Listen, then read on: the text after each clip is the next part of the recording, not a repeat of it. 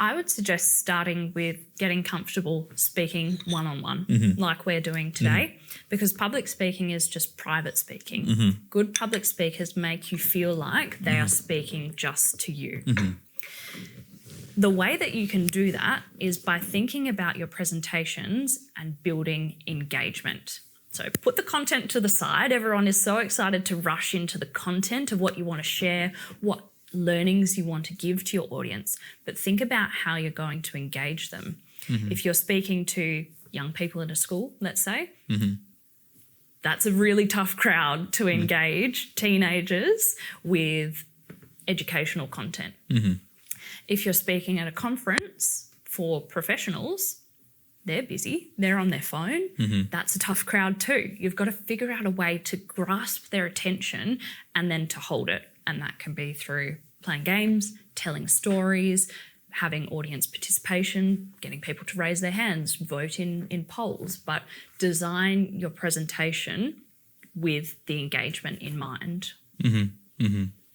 And if you are, as a young person, the most, probably there's another set of crowd which you don't want to present to is probably more difficult crowd, A difficult crowd would be if you want to be a comedian in a club and then you want to present to an audience people who are having a good time Friday evening or Saturday evening in a club which is dark and everybody's looking at you and then there's a light on to you and you want to be a comedian, you want to make people laugh. I think probably that's the biggest difficult form of public speaking, I would say so, for me.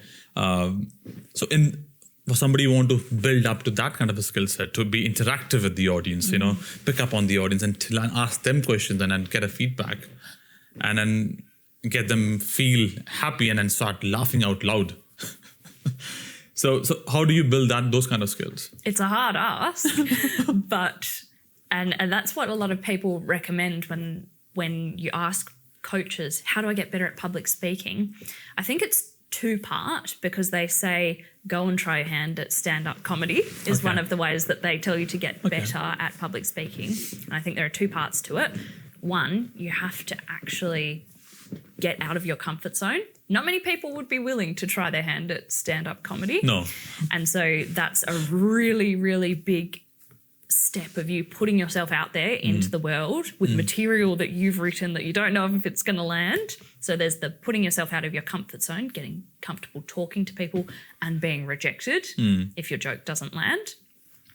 And then I think the second part to it is getting into the mindset of thinking really cleverly about your audience and about how you can pivot on the fly. So with good public speaking, you could write the best presentation ever,